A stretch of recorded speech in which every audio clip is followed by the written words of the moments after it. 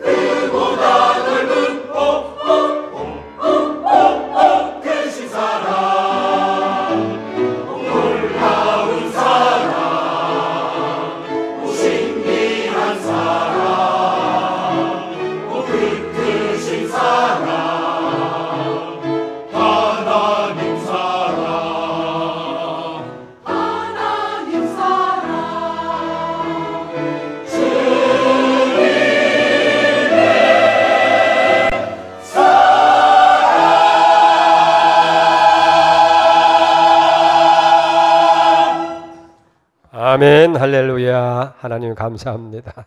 하나님 사랑하시죠? 그 놀라운 사랑, 신비한 사랑, 나를 구원하신 십자가의 사랑, 그저 우리가 고백만 해도 뜨거운 감동이 될 줄 믿습니다. 하나님 감사합니다. 늘 그 사랑 여러분들이 기억하시면서 살기를 축복합니다. 벌써 2주간이 넘게 폭염, 열대야. 참 힘들었죠? 그래요. 어디 가도 쉴 곳이 없어요. 너무 힘들어요. 하나님 빨리 좀 태풍을 부시든지 단비를 내리셔가지고 이 더위 싹 물러가고 시원한 걸 쳤으면 참 좋겠어요. 여러분들이 이제 본격적인 휴가가 시작됩니다. 어제도 보니까 도로가 꽉 막혔어요. 평소에는 그저 분당에서 여기 들어오는데 20분이면 충분한데 거의 1시간이 걸렸어요. 그것도 차가 없는 골목길을 피해서 오는데도 교회까지 1시간씩이나 걸리더라고. 많은 사람들이 아마 더위를 피해서 그렇습니다. 무더위 속에 짜증스럽게 일에 매려서 피곤을 더하는 것보다는 잠시 우리가 더위를 피해서 휴식을 갖는다고 하는 것도 굉장히 중요한 일이라 그렇게 생각이 되어집니다. 아주 옛날 얘기, 옛날이라기보다도 좀 오래된 얘기입니다만은 옛날에 텔레비전이라는 게 없을 때에 미국의 소리라는 방송이 있었어요. 그래서 멀리 미국에서 이거는 미국의 소리입니다 하고 들려주는, 지금 고인이 됐습니다만은 황재경 목사님의 그 간증이 한 토막이 있어요.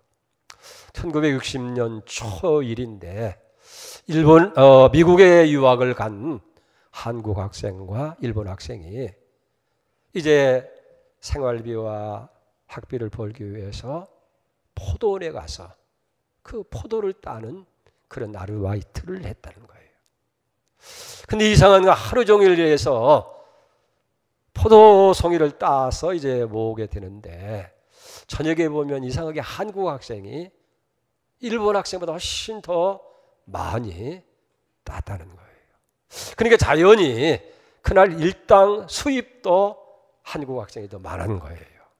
그러니까 일본 학생이 약이 올라가지고 그 다음 날부터는 아주 새벽 일찍이 다른 학생들보다도 그저 1시간, 2시간 먼저 와서 포도원에 들어가서 포도를 따고 또 오후에는 해가 질 때까지 포도송이가 잘 보이지 않을 때까지 열심히 포도를 땄대요.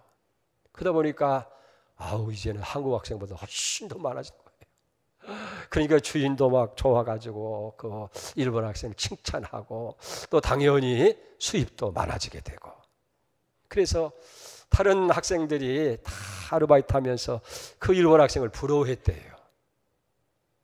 그러다가 여러 날이 지났는데 그 지역 신문에 아주 조그마하게 그 기사가 났어요. 포도원에서 일을 하던 일본 학생 사망. 그저 열심히 일한 것은 좋았는데 그냥 일에만 몰두하다 보니까 결국은 과로가 그의 죽음을 부르고 말았다고 하는 그런 간증입니다. 요즘 우리나라뿐만 아니라 이웃 일본 나라에도 40대의 사망률이 높다고 그래요. 그래서 사회 문제가 된다는 거예요. 30대는 체력으로도 버틸 수 있는데 이 40대가 되면 그 피로가 누적이 되고 과로해서 그래서 과로사하는 그런 일들이 많이 생긴다는 거예요. 이건 뭘 얘기합니까? 일하는 것만이 능사는 아니더라는 거예요. 너무 과로하다 보면 사고 당할 수가 있게 된다는 거예요. 지금도 저는 잊을 수 없는 하나님 나라에 간 한 선배 목사님, 제가 참 존경하던 분이에요. 서울 대치동에 개척을 해서 아주 열심히 교회 목회를 하시던 그런 목사님입니다. 제가 참 존경했어요. 그 목사님을 만날 때마다 제가 도전을 받아요. 목회는 저렇게 해야 되겠구나. 내가 좀 더 좀 배워야 되겠구나. 그래서 늘 가까이 하고 늘 도움을 받고 또 그러던 목사님인데 어느 날 과로로 쓰러지셨어요. 병원에 입원했다는 소리를 듣고 급히 신촌에 있는 연세대학교 세브란스 병원에 갔는데 아주 속해진 목숨으로 겨우 제 손목을 잡으면서 하시는 말씀이, 공목사 무리하지 마. 건강해야 돼. 이분은요, 몇 년 동안을 토요일 날이 되어지면 밤을 새워가면서 설교문을 작성하고 그걸 또 숙지하고 그러면서 교인들한테 설교를 했어요. 교회를 건축하면서 그저 낮에는 거기에 매달려서 열심으로 그렇게 하다 보니까 너무 과로하고 피곤이 누적된 거예요. 뇌출혈입니다. 병원에 실려가서 뇌 수술을 하고 참 그랬지만은 결국 그 고비를 극복하지 못하고 하나님 나라에 먼저 갔어요. 지금 생각하면 속상해요. 억울해요. 그게 뭘 그렇게 대단한 건데 그것 때문에 그렇게 하다가 결국은 지금 너무 안타까운 그런 상황이에요. 과로가 엄청난 사고를 가져오고 말한 거예요. 여러분 연세대학교 의과대학교 교수였던 고 황수관 박사의 건강 메시지 이름 아시죠? 첫째는 과로하지 말라는 거예요. 두 번째는 충분한 잠을 자라는 거예요. 세 번째는 우리가 음식을 잘 조절하라는 거예요. 그래서 아침에는 일꾼처럼 많이 먹을 수 있는 대로 먹고, 점심은 황제처럼, 저녁은 거지처럼 때워라. 자기 전에는 너무 과식하면 건강에 안 좋다는 거예요. 그 네 번째는 운동을 하는 거예요. 운동. 예? 운동의 강도는 뭐냐면 적어도 숨이 찰도고 땀이 날 정도로 하루에 30분 내지 1시간. 그리고 그 빈도는 일주일에 3번 내지 5번은 해야 효과가 있다. 그럽니다. 5번째는 스트레스를 잘 조정하라는 거예요. 너무 짜증날 일도 많이 있고 그저 분낼 일도 많은데 그 분을 품어도 가슴에는 담지 말고 하루 종일 그걸 그냥 놓고 잠자리까지 가져가지 말라는 거예요. 여러분 그런 유명한 얘기 있잖아요. 재산을 잃는 것은 조금 잃는 것이고 명예를 잃는 것은 많이 잃는 것이고 건강을 잃어버리는 것은 전부를 잃어버리는 것이다. 이 건강이 돈보다도 명예보다도 세상 어떤 것보다도 건강이 중요한 거예요. 제가 아는 어느 목사님은 너무 이 건강에 오랫동안 고통을 당하게 했죠. 건강은 하나님이 우리에게 명하신 11번째 계명이다 그래요. 10가지 계명 다음에 건강, 하나님 주신 건강을 가지고 우리가 건강에 살면서 하나님 앞에 주어진 일을 감당해야 여기 되어진다 하는 거예요. 그렇기 때문에 여러분 적당한 휴식 결코 낭비가 아니에요. 그건 여러분들이 더 새로운 일을 위한 투자인 것을 우리가 알아야 돼요. 하나님은 어디에 관심을 많이 갖겠어요? 우리가 주어진 일을 잘 하는 것에도 하나님께서 관심을 갖지만은 그거보다도 못지 아니하게 관심을 갖는 것은 우리가 쉬는 일, 거기에도 하나님께서 관심을 갖는 거예요. 여보세요, 하루에도 쉴 수 있는 밤을 하나님 만들어 주셨어요. 일주일이라는 이 사이클 속에서도 하루는 쉬어라 주의를 주신 거예요. 네? 그리고 7년에 1년은 안식년을 허락하시고 50년 만에 한 번씩 휴년이라는 것을 만들어서 이제 땅도 쉬고 사람도 쉬도록 그렇게 하신 거예요. 근데 보세요, 우리가 보면 이스라엘 백성들은 하나님께서 이 규정한 그 법칙을 어기고 그저 자기 마음대로 시간도 모든 것을 살게 되니까 결국 하나님께서 이스라엘 백성들을 바벨론으로 전부 다 몰아냈어요. 우리가 생각할 때는 바벨론 나라가 강성해진 것 같고 또 이스라엘 군방이 약하니까 전쟁에 패하게 되어지고 이제 살아난 사람들이 다 끌려간 것처럼 그렇게 생각하는데요, 성경은 그렇게 얘기했지 않아요. 가나안 땅을 휴식하게 하시기 위해서 이스라엘 백성들을 바벨론으로 몰아내셨다. 역대하 36장 20절에 보니까 보세요. 이에 토지가 황무하여 안식년을 누린 것과 같이 안식하여 70년을 지냈으니 여호와께서 예레미야의 입으로 하신 말씀이 이루어졌더라. 눈물의 선지자 예레미야를 통해서 이스라엘 백성들이 순종치 아니하고 그럴 때에 결국은 그들 다 몰아내요. 그래서 가나안 땅에 휴식을 하기 위해서 사실은 그런 일이 일어났다. 우리 정부에서도 설악산이나 오대산 같은 관광지로 많은 사람들이 모이는 그런 국립공원들은 일부분들을 통제해서 몇 년 동안 산에 올라가지 못하도록, 그래서 산도 쉬고 땅도 힘을 얻도록 그렇게 만들잖아요. 이런 건 아주 잘하는 거예요. 여러분, 그렇기 때문에 쉰다고 하는 것 결코 낭비가 아니라는 거예요. 새로운 재창조를 위해서 우리가 투자하는 일이라 하는 거예요. 여러분, 자동차 왕하면 헨리 포드를 생각하잖아요. 그가 유명한 얘기를 합니다. 일만 하고 휴식을 모르는 사람은 마치 브레이크가 고장난 자동차처럼 위험하다. 자동차는 달리기 위해서 있는 거예요. 그런데 달리는 기능만 있는 것이 아니라 급할 때는 얼른 서야 하는 제동장치가 필요한 거예요. 그래서 일만 하는 사람은 그 제동장치가 고장난 자동차처럼 위험할 수밖에 없다고 그렇게 이야기하는 거예요.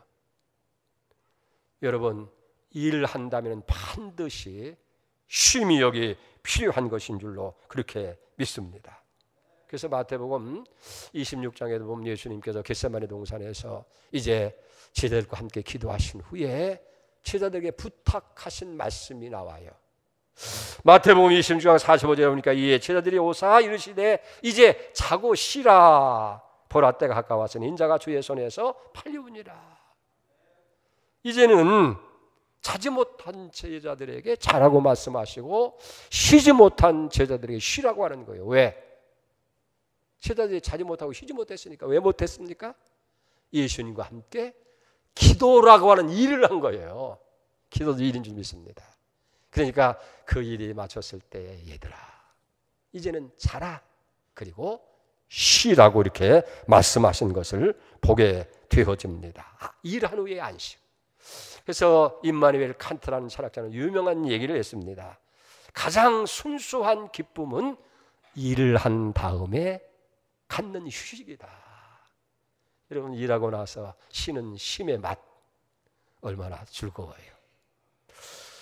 오늘 본문 여기 31절 말씀은 예수님께서 제자들에게 하신 말씀이에요. 보십시다. 이르시되 너희는 따로 한적한 곳에 가서 잠깐 쉬어라 하시니 이는 오고 가는 사람이 많아 음식을 먹을 겨를도 없더라 그랬어요. 이 말씀의 배경은 그렇습니다. 6장 7절부터 시작되는데 12제자를 다 불렀어요. 그리고 제자들에게 말씀과 능력을 주시고 귀신을 쫓아내는 능력을 주시면서 가서 복음 전하고 그들이 가르치라는 거예요. 주님 말씀 중에서 제자들이 다 가서 하루 종일 열심히 골목골목 동네마다 다니면서 복음을 전하고 오늘 30절에 보니까 이제 저들이 다시 예수님께 와서 자기들이 하루 종일 행한 일과 그리고 가르친 결과에 대해서 다 보고를 했어요. 그랬더니 예수님께서 그 제자들에게 31절에 뭐예요? 너희는 이제 가서 한적한 곳에서 쉬라고 그렇게 말씀을 하고 있는 모습을 보게 되어집니다. 그러니까 여기서 보세요. 예수님은 무조건 그저 일만이 능사가 아니라 일만 열심히 시킨 것이 아니라 그걸 리듬 있게 이끄셨어요. 일한 다음에는 어떻게 하셨어요? 쉬라. 여러분, 쉬는 거 중요한 일인 줄 믿습니다. 근데 쉬라고 할 때 이게 중요한 게 하나 있는데 여기서 그냥 무조건 쉬는 게 아니에요. 쉼에도 원칙이 있다는 거예요. 쉼에도 법칙이 있다는 거예요. 그게 몇 가지로 얘기하는. 첫째는 뭐냐면 따로 그래. 따로. 너희는 따로. 그러니까 일하는 장소와 내가 거처하고 있는 장소와 다른 곳에서 쉬라고 그렇게 얘기하는 거예요. 아마 그게 옳은 것 같죠. 일하는 데면 자꾸 일거리가 보이고 뭐 이것저것 했으니까 거기를 떠나는 것, 다른 곳. 두 번째는 뭐예요? 한적한 곳이라는 거예요. 한적한 곳 다시 하라. 오늘 우리의 휴식처는 어때요? 해수욕장 많이 가죠. 아이고 사람들이 너무 많아. 산골짜기 가도 거기도 만원이고. 그래서 어디 한적한 곳이 하나도 없어요. 사실 여기 한적하다고 하는 것은 그저 군중의 무리를 떠난 어떤 그런 장소라는 의미보다는 참된 영성, 우리의 영성을 회복시킬 수 있는 그런 곳, 그러니까 우리 영혼을 쇄신할 수 있는, 늘 그저 반복되는 이 모순적인 그런 행동에서 벗어날 수 있는 그런 곳을 한적한 곳이라 그렇게 얘기해요.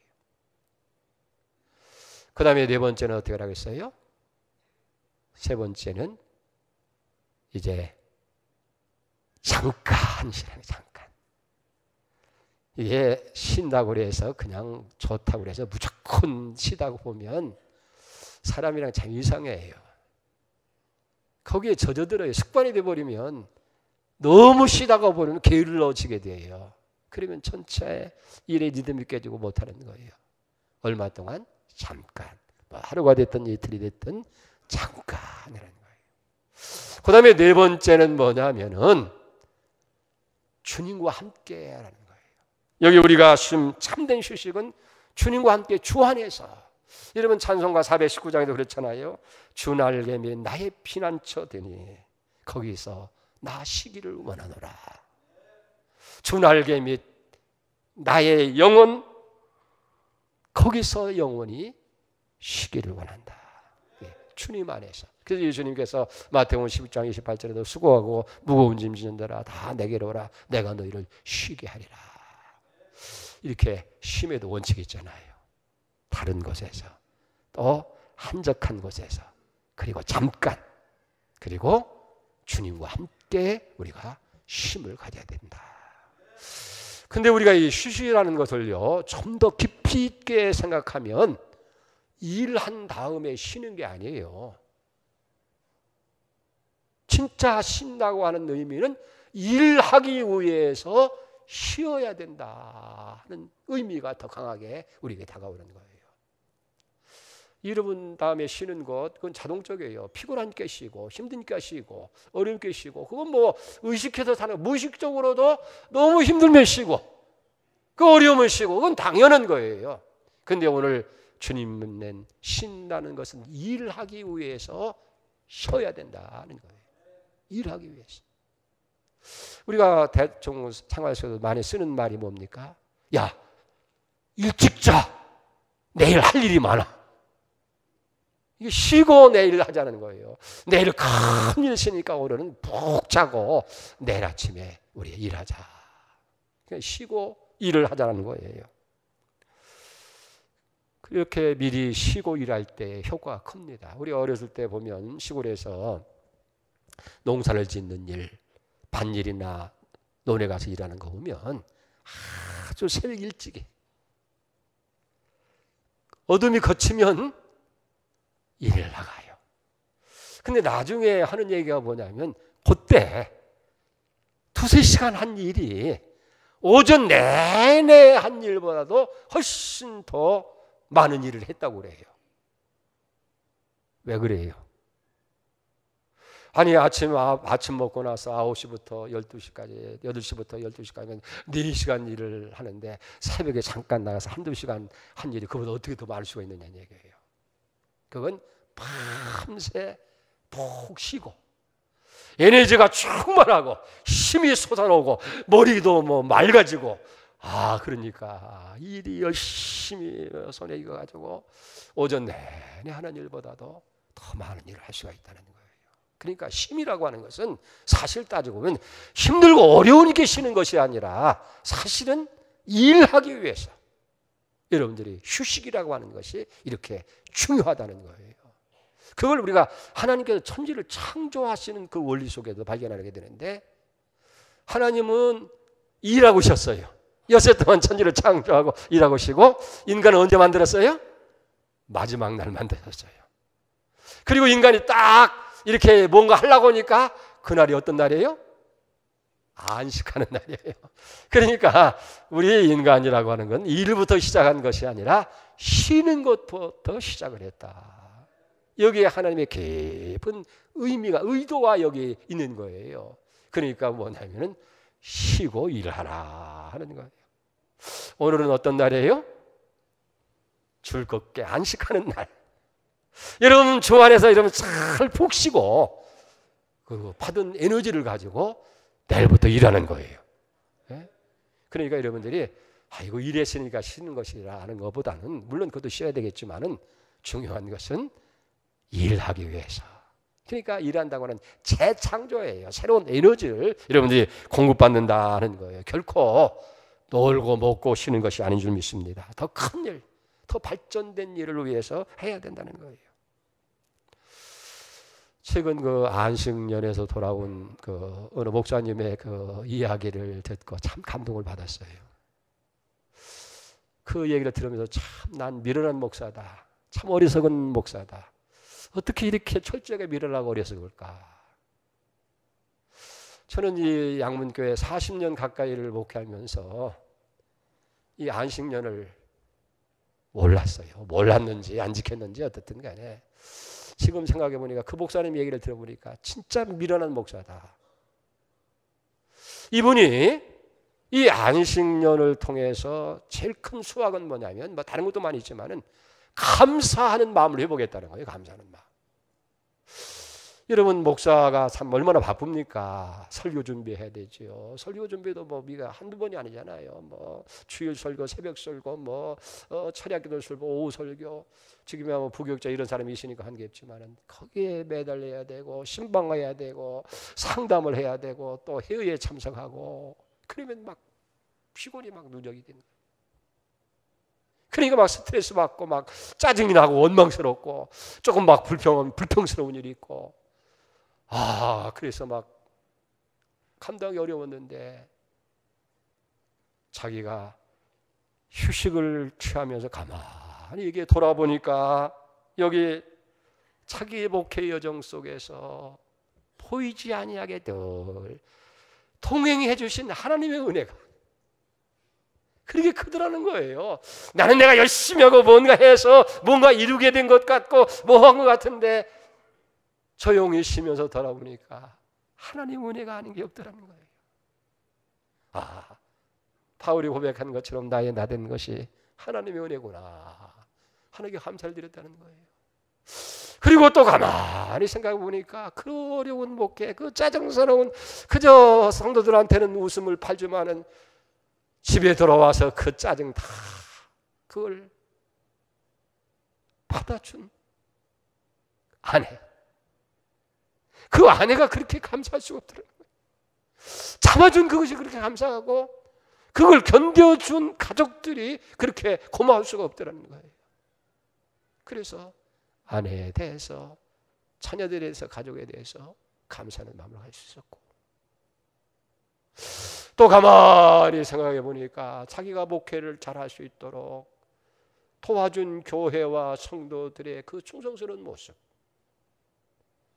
그래서 그렇게 열심히 충성스럽게 희생하고 봉사하고 물질로 봉사하고 시간으로 봉사하고 다 봉사하던 성도들이 하나하나 얼굴이 떠오를 때마다 그저 그분들을 위해서 기도할 수 있고 감사하게 되고 그것만이 아니란 거예요. 가만히 더 돌이켜보니까 마음을 아프게 하고 가슴을 조이게 만들고 가시 노릇을 했던 그런 성도들까지 목회 현장에서는 아이고 왜 저럴까 저분만 없으면 내가 목회가 좀 쉬울 텐데 그래서 막 원망스럽고 미운 마음도 생기고 그랬는데 자기가 휴식을 하면서 가만히 생각해 보니까 그분들이 더 고맙더라는 거예요. 왜? 그분 때문에 내가 더 하나님 앞에 나가서 기도했고 가슴 아파하면서 하나님 억울합니다. 힘듭니다. 기도할 수 있게 했고 그 사람들 때문에 내 모난 인생이 잘못된 성격 고칠 수 있고 인격으로 바르게 세워져 갔으니 그분들이 진짜 내 목회를 돕는 사람이 있다는 거예요. 그래서 고맙고 감사하는 그런 마음을 여기 가졌다 하는 거예요. 휴식을 통해서 주어진 축복이었어요. 그저 일에 쫓길 때는 힘들고 어렵고 짜증스럽고 해서 생각 안 했는데 가만히 쉬면서 하니까 하나님이 그리 크고 가족들이 고맙고 성도들이 고맙고 또 말썽을 피웠던 성도들은 더 고맙고 할렐루야. 이게 휴식을 통해서 얻어지는 축복이더라는 거예요. 좀 힘드시죠? 짜증나시 어렵죠? 좀 내려놓읍시다. 내려놓고 한 발짝 물러서서 가만히 한번 돌아보세요. 그러다 보면 감사가 회복될 거예요. 하나하나가 다 하나님 은혜고 고마운 생각이 생기게 되고, 그래서 하나님께 감사할 수 있고, 우리 주변의 사람들에 대해서도 우리가 더 깊은 사랑과 연민과 애정을 갖게 되어질 줄로 믿습니다. 할렐루야. 마지막으로 하나 더 생각하려고 하는 것은, 휴가라고 하는 것, 휴식이라는 건 단순히 육체와 몸만을 회복하는 것이 아니고, 사실 몸은 쉬고 있지만은 영혼과 정신이 쉬지 못하고 한다면 이건 잘못된 거예요. 왜? 우리는 영과 육이 함께 있는 존재이기 때문에 육체를 쉰다 할지라도 영이 쉬지 못하면 쉼이 아니에요. 그래서 우리가 육체가 쉼으로 통해서 영혼이 소성되어지고, 영혼이 소성됨으로 해서 육체가 샘을 얻는 것, 그것이 진정한 휴식이 되어질 줄 믿습니다. 그래서 중세계 이 수도사들은요, 이 안식년이 되어지면 더 거친 광야 깊숙이 나가서 거기서 정말 하나님과의 깊은 관계를 통해서 몸도 영혼도 쉼을 얻고, 그리고 돌아와서 사역을 여기 감당했다는 거예요. 여러분 이제 휴가를 출발을 하기도 하고 계획하고 계실 거예요. 우리 단순히 몸과 육체만의 회복이 아니라 영적인 회복까지 오는 그런 것을 가져야 돼요. 그래서 우리가 휴가하고 돌아와서 샘을 얻고 직장 생활에도 활기를 띠고 하나님 앞에 더 충성스럽게 우리가 헌신할 수 있다고 한다면 얼마나 좋은 휴가냐는 거예요. 근데 휴가 다녀와가지고 오히려 하나님과 멀어지게 되고 교회를 등한히 하고 그런 것이 되어진다고 하면, 아무리 비싼 돈을 들여서 해외여행을 가고 종을 했다 할지라도 그건 진정한 휴식이 아니에요. 자, 말씀 맺으려고 합니다. 일을 하는 것 못지않게 휴식이 중요해요. 어떤 분들은 그런 얘기를 해요. 아이고 바빠 죽겠는데 무슨 휴식이냐고 말이야. 그런 사치스러운 얘기 하지도 말라. 근데 휴식은 일하기 위해서 쉬는 거예요. 할렐루야. 예? 더 여러분 열심히 더 능력 있게 일하기 위해, 효과적으로 일할 수 있기 위해서 쉬는 거예요. 할렐루야. 그리고 쉬는데도 원칙이 있다고 그랬잖아요. 따로 벗어나야 돼요. 한적한 곳, 그리고 잠깐 주님과 함께, 그럴 때 육체도 영혼도 새로워지는 거예요. 여러분 금년 휴가를 그렇게 했으면 참 좋겠어요. 정했으면 잘못된 것 정했다고 생각하면 수정하고, 또 아직도 뭐 있으면 그냥 한번 내려놔요. 내려놔도 뭐 천지가 개벽하지 않습니다. 변화되지 않습니다. 더 좋은 일이 생길 거예요. 그러니까 이번에 오늘 주님 말씀하신 것처럼 너희는 가서 한적한 곳에 가서 쉬어라. 주님과 함께 휴식하는 그런 때가 있기를 바랍니다. 기도합니다. 하나님 아버지, 폭염으로 또 여러 가지 일로 너무 힘들고 너무 지치고 피곤합니다. 주님, 그래서 저들이 어렵습니다만 오늘 주님은 그래 안다. 너희는 따로 한적한 곳으로 가라. 그리고 거기서 쉬어라. 그래서 육체도 영혼도 쉼을 얻고 그 에너지를 가지고 일하라고 말씀하십니다. 주님 말씀에 순종해서 복된 휴가철을 보낼 수 있도록 축복하시옵소서. 예수님의 이름으로 기도 올려옵나이다. 아멘.